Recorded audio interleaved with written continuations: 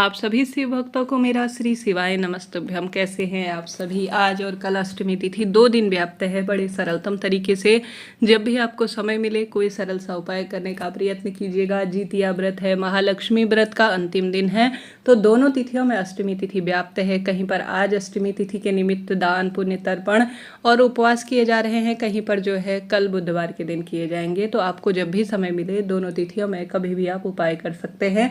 निश्चित रूप से पितृ तृप्त होंगे। माँ भवानी अष्टमी तिथि उनको समर्पित दिन होता है और पितृपक्ष चल रहा है, तो ऐसे दुर्लभ सहयोग को आपको छोड़ना नहीं है, भाग्य की रेखाओं को प्रबल करना है। बड़े सरलतम तरीके से इन सरल से कार्यों को करें। पहला उपाय देर न करते हुए शुरू करते हैं।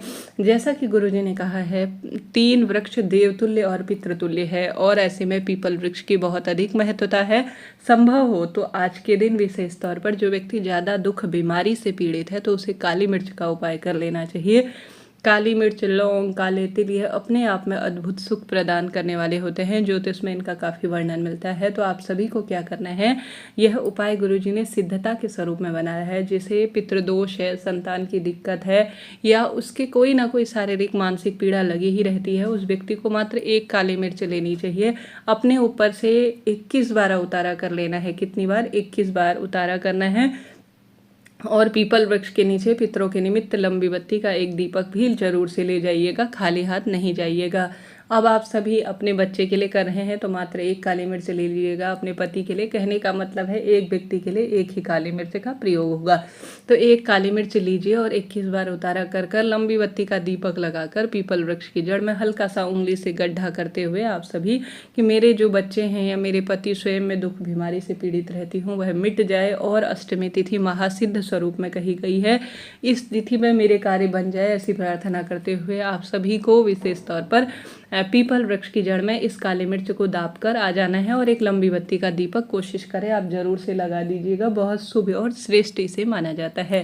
प्रथम उपाय यह करना है। दूसरा सरल उपाय जो कि पितृपक्ष में कभी भी किया जा सकता है, अन्य उपाय भी है, सुनते हुए जाइएगा। गुरुजी कहते हैं 1 लाल फूल और 1 सफ़ेद फूल, जो कि छत्तीसगढ़ में गुरुजी की कथा हो रही है वहाँ उन्होंने बताया है। इन दिनों बच्चों के विवाह की बहुत ही दिक्कत होती है, आप जानते होंगे। 5 बेलपत्र लेने हैं, 1 लाल फूल और 1 सफ़ेद फूल की आवश्यकता पड़ेगी। 1 लोटा जल आपको शिवलिंग पर चढ़ाना है। एक गोल बत्ती का, माफ़ करें, आपको दीपक शिवलिंग के पास लगाना है। माता अपने बच्चों के लिए कर सकती है, स्वयं आप कर सकते हैं, बहन अपने भाई के लिए, अपने लिए, कोई व्यक्ति किसी के लिए भी कर सकता है। कुल मिलाकर तो विवाह की अड़चन तो बहुत अधिक है, रिश्ता पक्का नहीं होता, मांगलिक दोष दूर नहीं हो रहे हैं, तो आप सभी को शिवलिंग पर जल चढ़ाना है, दीपक लगाना है। उसके बाद 1 सफ़ेद फूल तो आपको शिवलिंग पर चढ़ा देना है और 1 लाल फूल आपको माता अशोक सुंदरी के स्थान पर समर्पित करना है। फूल आप कोई सा भी ले सकते हैं, कोई दिक्कत नहीं, परिपूर्ण अवस्था में होनी चाहिए। 5 बेलपत्र आपको शिवलिंग पर चढ़ा देना है। शिवलिंग में जो बेलपत्र चढ़ा रहे हैं उन 5 पत्तियों में आप चंदन लगा सकते हैं, शहद लगा सकते हैं, इच्छा आपकी है, आप किस तरह से समर्पित करना चाहते हैं। 5 बेलपत्र आप शिवलिंग पर भी चढ़ा सकते हैं, नहीं तो गणेश जी महाराज, माता अशोक सुंदरी, कार्तिकेय जी भगवान और इन सभी देवी देवताओं के स्थान पर, कुल मिलाकर जो शिवलिंग में विराजमान है उन स्थानों पर अलग अलग भी 5 चढ़ा सकते हैं। अब बची हुई जो 1 बेलपत्र है उसे उठाकर आपको अपने साथ घर ले आना है। गुरुजी कहते हैं यकीन मानिए अगले पितृपक्ष तक आप अपनी पत्नी के साथ या अपने पति के साथ ही शिवलिंग की पूजा करने आएंगे और पितृदोष पूर्ण रूप से खत्म हो जाएगा। तो कितना सरल उपाय है, करने में कोई दोष है ही नहीं, कोई पैसा समय तो लगता ही नहीं है। अष्टमी तिथि वैसे भी बहुत श्रेष्ठ और शुद्ध मानी जाती है, तो दोनों तिथियों में जब भी समय मिले करने का प्रयत्न करें, भाग्य की रेखाएं प्रबल होंगी। बात कर लेते हैं तीसरे दीपक के उपाय की, उसके बाद काली मिर्च लौंग के उपाय की भी बात करेंगे। तो तीसरा जो उपाय है वह दीपक से संबंध रखता है। तो दीपक का उपाय कैसे भूला जा सकता है, आप सभी को कोशिश करनी है कि आप लंबी बत्ती का घी का दीपक पितरों के निमित्त अपने घर की रसोई में जरूर से लगाएंगे। संभव हो तो उसमें काली तिल डालिएगा, नहीं तो कोई दिक्कत की बात नहीं, मात्र दीपक लगाने से भी आप सब सुख प्राप्त कर लेंगे। आप सभी जानते होंगे गुरुजी ने कह रखा है 3 वृक्ष देवतुल्य है और पितृतुल्य है। इसमें बात आती है पीपल, बट वृक्ष और बेलपत्र।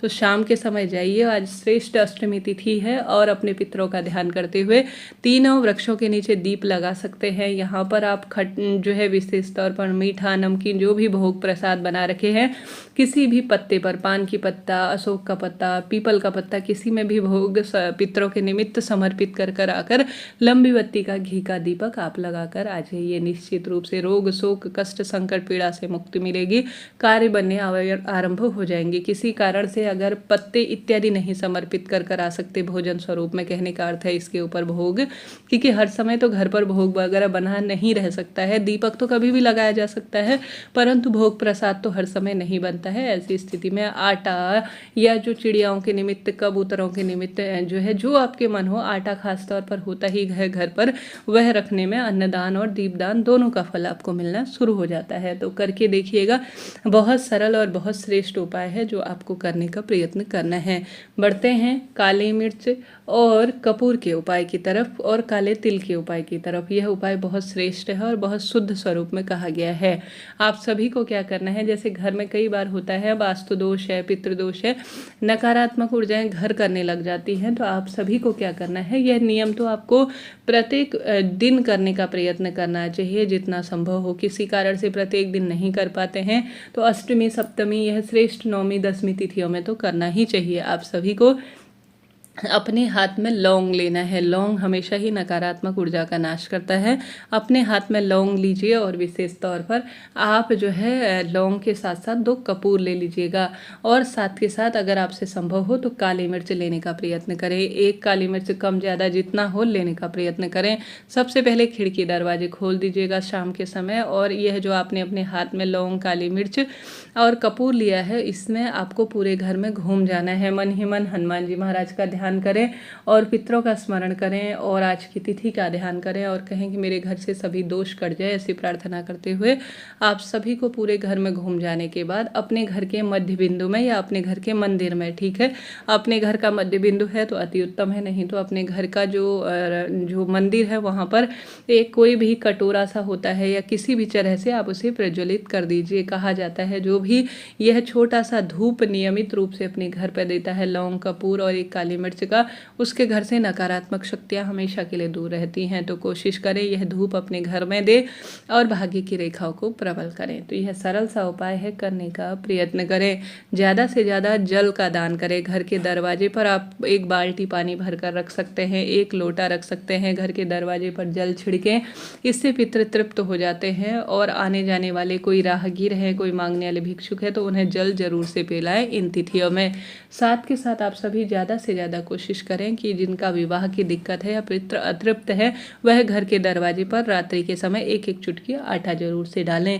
ऐसा करने से सभी तरह के दोष मुक्त हो जाते हैं, ऐसा साक्षात गुरुजी ने अपने मुख से कहा है। कोशिश करें यह कार्य आप कर सके। अन्नदान, जलदान, भूदान, गोदान और जो है इन दिनों ब्राह्मण पूजा का महत्व है, अर्थात भोजन कराने का। चिड़िया, चींटी, कबूतर, कौवा, इनके लिए भोजन का प्रबंध करें। राह खुल